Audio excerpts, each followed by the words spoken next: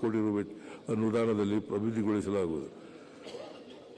ರಾಜ್ಯದ 4 ವಿಭಾಗಗಳಲ್ಲಿ ತಲಾ ಒಂದರಂತೆ ಜಿಲ್ಲಾ ಕ್ರೀಡಾಂಗಣಗಳಲ್ಲಿ ಶೂಟಿಂಗ್ ರೇಂಜ್ಗಳನ್ನು ಮುಂದಿನ 3 ವರ್ಷಗಳಲ್ಲಿ ಒಟ್ಟು 3 ಕೋಟಿ ರು ವೆಚ್ಚದಲ್ಲಿ ನಿರ್ಮಿಸಲಾಗುವುದು.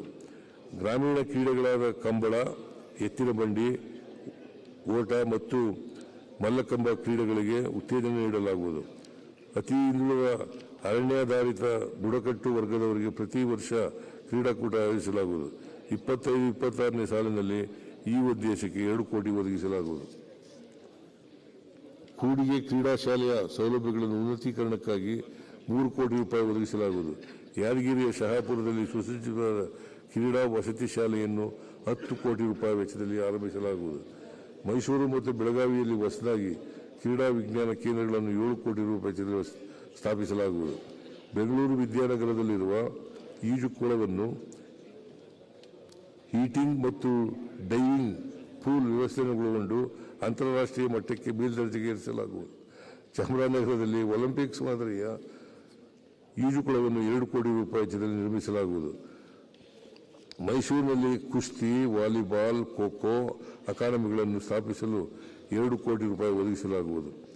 ಕ್ರೀಡಾಪಟುಗಳು ತರಬೇತಿ ಪಡೆಯಲು ಹಾಗೂ ಕ್ರೀಡಾಕೂಟಗಳಲ್ಲಿ ಭಾಗವಹಿಸಲು ಸಹಕಾರಿಯಾಗುವಂತೆ ಶಾಲಾ ಕಾಲೇಜುಗಳ ವಾರ್ಷಿಕ ಹಾಜರಾತಿಯಲ್ಲಿ ರಾಜ್ಯ ಮತ್ತು ರಾಷ್ಟ್ರ ಮಟ್ಟದವರೆಗಿನ ಕ್ರೀಡಾಪಟುಗಳಿಗೆ 15% ಹಾಗೂ ಅಂತಾರಾಷ್ಟ್ರೀಯ ಕ್ರೀಡಾಪಟುಗಳಿಗೆ 25% ಹಾಜರಾತಿ ವಿನಾಯಿತಿ ನೀಡಲಾಗುವುದು. ರಾಷ್ಟ್ರೀಯ ಮತ್ತು ಅಂತಾರಾಷ್ಟ್ರೀಯ ಕ್ರೀಡಾಕೂಟಗಳಲ್ಲಿ ಪದಕ ವಿಜೇತ ಕ್ರೀಡಾಪಟುಗಳಿಗೆ 5% ಕೃಪಾಂಕವನ್ನು ವೃತ್ತಿಪರ ಪದವಿ ಮತ್ತು ಉನ್ನತ ಶಿಕ್ಷಣ ಪ್ರವೇಶದಲ್ಲಿ ನೀಡಲಾಗುವುದು.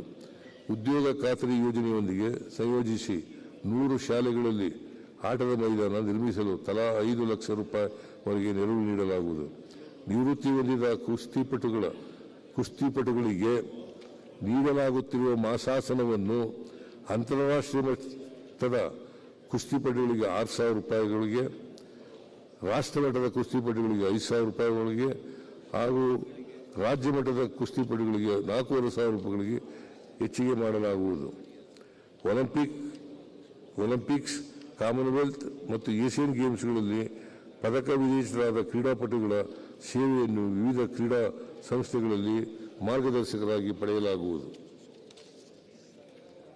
ಅರಣ್ಯ, ಜೀವಿಶಾಸ್ತ್ರ ಮತ್ತು ಪರಿಸರ, ಕೃಷಿ ಅರಣ್ಯ ಚಟುವಟಿಕೆಗಳಿಗೆ ಪ್ರೋತ್ಸಾಹ ನೀಡುವ ಮೂಲಕ ಇಂಗಾಲದ ಸಂಗ್ರಹಣಾ ಸಾಮರ್ಥ್ಯ ಹೆಚ್ಚಾಗಿರುವ ಸಸ್ಯ ಪ್ರಭೇದಗಳನ್ನು ಬೆಳೆಸಲು ಕೃಷಿ ಅರಣ್ಯ ಮತ್ತು ಕಾರ್ಬನ್ ಕ್ರೆಡಿಟ್ ನೀತಿಯ ಮೂಲಕ ರೈತರ ಆರ್ಥಿಕ ಬಲವರ್ಧನೆಗೆ ಕ್ರಮ ಕೈಗೊಳ್ಳಲಾಗುವುದು. ವಿವಿಧ ಕಾರ್ಯಕ್ರಮದಡಿ ಅರಣ್ಯ ಪ್ರದೇಶದಲ್ಲಿ 28,494 ಹೆಕ್ಟೇರ್ನಲ್ಲಿ 213 ಲಕ್ಷ ಸಸಿಗಳನ್ನು ಹಾಗೂ ಅರಣ್ಯೇತರ ಪ್ರದೇಶದಲ್ಲಿ 1,200 ಹೆಕ್ಟೇರ್ನಲ್ಲಿ 3.5 ಲಕ್ಷ ಸಸಿಗಳನ್ನು ಬೆಳೆಸಿ ನೆಡುತೋಪುಗಳನ್ನು ನಿರ್ವಹಣೆ ಮಾಡುವ ಮೂಲಕ ಹಸಿರು ಕವಚವನ್ನು ಹೆಚ್ಚಿಸಲಾಗುವುದು.